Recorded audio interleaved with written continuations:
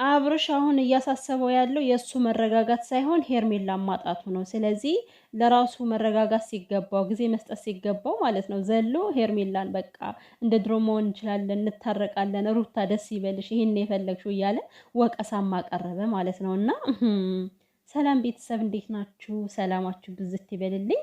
እንደው በጣም የሚገርም እኮ ነው። እንዴት ነው የሰው ልጅ ግን መረጋጋት የሚያቅተው? ማለት አሁን በዚህ ጊዜ ላይ ማለት ነው። ሲጀመር ቪዲዮ መስራት እንኳን የለብም ነበር እኮ። በቃ ምን እየሆንኩ ነው? እስኪ ራሴን ላዳምጠው፣ ወደ ራሴ ልመለስ ብለ ራሴን በደንብ አድርገ ጥልቅ አድርገ ብታዳምጠው ኑሮ ይሄ ሁሉ መፈጣጠን፣ ይሄ ሁሉ መቸኳኮል አይፈጠርም ነበር ሲጀመር ማለት ነው። ዛሬ ሩትዬን በስንቱ ቤት ሰቀሏት እኮ። በቃ ከህይወቱ ወጣች። ሁላችሁም ከህይወቱ እንድትወጣ ነበር የምትፈልጉት አይደለ? በቃ መንገዳችሁ እኮ ተለያየ። ከዚህ በኋላ አንተ ራስህ በቃ ሩታ ደስ ይበልሽ፣ ይሄን ነበር የፈለግሽው፣ ሰው አልባ አስቀረሽኝ እያልክ ነበረ ማለት ነው። ምንም ሰው አልባ ያስቀረች ነገር የለም። አንተ ያደረግከውን የሩቡን ሩብ ነው ሩታ ያደረገችው። በነገራችን ላይ አንተ ያደረግካቸውን ነገሮች በሙሉ ሩታ አድርጋቸው ቢሆን ኑሮ ሩታ ፈጽማቸው ቢሆን ኑሮ አብርሽ በህይወት አይገኝም። ፌንት ነው የሚሰራው። በቃ ጨርቁን ጥሎ ነበር የሚያብደው ማለት ነው። ሁሉም በራሱ ሲደርስበት ብቻ ነው ሊረዳ የሚችለውና እንዴት ጨከንሽ? እንዴት አስቻለሽ? አንተ እንዴት ጨከንክ? አራሱን አይች ልጅ ቁጭ ብላ እየጠበቀች እኮ ማለት እያየች እኮ ነው፣ እየተመለከተች ነው የምታደርገውን። አንተ እንዴት ጨክነ ነው እንደዛ ስታደርግ የነበረው?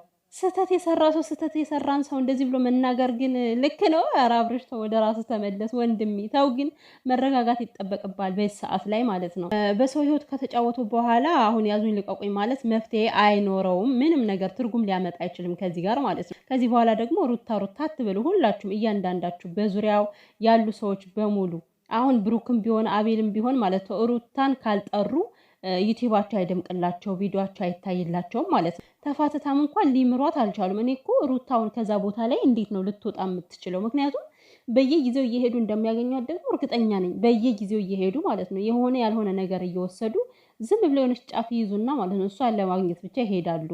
በእርግዝናዋም እች ልጅ ተሰውራ ወልዳም ተሰውራ አሁንም ድረስ በቃ ተፋትታ ከባሏ ጋር ተለያይታ ትዳሯን አፍርሳለች አይደለ? ግን እንድትቀመጥ እየፈቀዱላት አይደለም። ሩታ ግን ማለት ምንድን ነው እንዲህ ቅመም አድርጎ የሰራሽ ለሰው ቅመም የሆንሽ ልጅ? ወይኔ ጌታ ሆይ! ቢያንስ እኮ አብርሽ ሚስቱን እንኳን በዚህ ደረጃ እኮ ይቅርታ አልጠየቃትም። ዛሬ እንግዲህ እንዲህ ይቅርታ ሲጠይቃት እንደነበረ ሄርሜላን አይታችኋል አይደለ? ሩታ ልቤን ሰጥቼሽ ነበረ ወደ አንቺ ተመልሼ፣ ሄርሜላ ብዙ ነገር አድርጋልኝ፣ ብዙ ውለታ ውላልኝ፣ ነገር ግን ያንን ሁሉ ትቼ ወደ አንቺ ተመልሼ ነበር የምትለው። መቼ ነው የተመለስከው? እኛ እኮ ኦልሬዲ በቃ ተናገርን። እንዴ ፊት ሳይፈታ ነው እንዴ አንተ የምትመለሰው? ነገሮች በሂደት ይስተካከላሉ። ቢያንስ ሲቆዩ እየተስተካከሉ ይመጣሉ ብሎ ሰው አስቦ እንጂ ማለት ነው። አንተ እኮ ምንም ደስተኛ አልነበርክም። ሩታ እንኳን እንደዛ መታ እንደዛ ስትሆንልህ ማለት ነው የደስተኛ ፊት አይታይብህም ነበረ። ለምን ታስመስላለህ ግን አብርሽ? ጥግ የሌለው ማስመሰል። ኧረ በፈጣሪ የአብርሽ ፍላጎት እንዴት እንደሆነ ታውቃላችሁ? በቃ ሩታ ሁሉን ነገር ትታ ያየችውን አይታ እንዳላየች አድርጋ እሷ ይቅርታ በቃና ወደ ቤታችን እንድትመለስ ነበረ ፍላጎቱ። እሱ ይቅርታ ሳይላት ያጠፋውን በደሉን ሁሉ እኔ አጥፍቻለሁ ተሳስቻለሁ ብሎ ይቅርታ ሳይጠይቃት እሷ ይቅርታ ጠይቃ ወደ ቤት እንዲገቡ ነበር ፍላጎቱ ማለት ነው። እንደዛማ ባይሆን ኑሮ ፍላጎት ማለት ነው ሚስት ካንተ መታ እንደዛ ስትሆንልህ የይቅርታ ምልክት እንኳን አላሳያትም ነበረ። ይኸውና ገና ትናንትና የመጣችን ሴት ነው ዛሬ ተንሰፍስፈ ይቅርታ እየጠየቅ ያለኸው። ወይኔ አሳዛኝ ለመሆን አትሞክር። የምሬን ነው። ምንም አያምርብም። ምክንያቱም ጥፋቱ ያንተ ስለሚበልጥ ከዚህ ጋር ጥፋት እንዳላጠፋ ሩታን ወቀሳ። ዛሬ ደግሞ በቃ ሄደች አይደል እንዴ ከህይወት። ዛሬ ወቀሳ ምን አስፈለገ? ሩታ እያንዳንዳችሁ በቃ ሩታ ካላላችሁ አይሆንላችሁም እንዴ? ሩታ ከዛ ሰፈር የጠፋች ጊዜ እንዴ ሊሆኑ ነው ያው እንደዚህ የሚንጫጩ ሰዎች በሙሉ።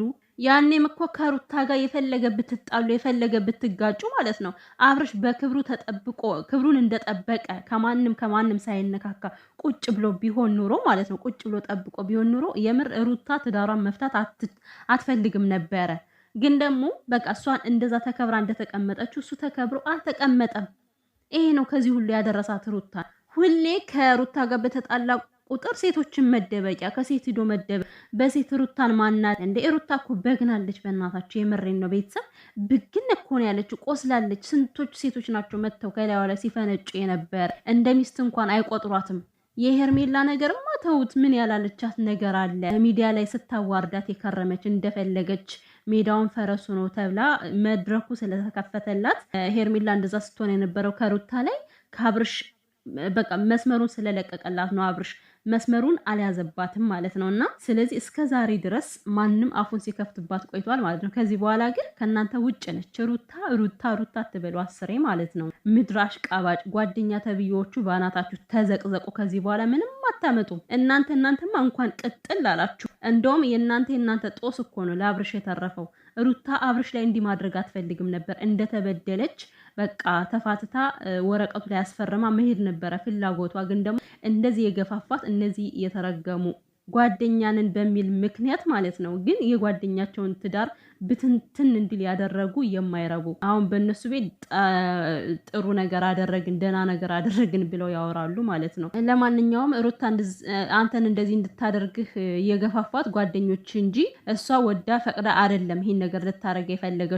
ነገሮቹን ሁሉ ከሩታ ላይ መደፍደፍ አያስፈልግም። ደግሞ በቃ ከሴት ውጣ እስኪ አብርሽ፣ በቃ ተው እስኪ ለተወሰነ ጊዜ ራስን ችለ ኑር። በቃ እስኪ በቃ ለራስ ነፃነት ይኖር እንዴ። አንዳንዴ እኮ ራሳችንም ልናዳምጥ ይገባል እኮ ውስጣችን የሚለንን ነገር ልናዳምጥ ይገባል። እና አብርሽ ውስጥ የሚልን አዳምጥ እስኪ፣ ተረጋጋ።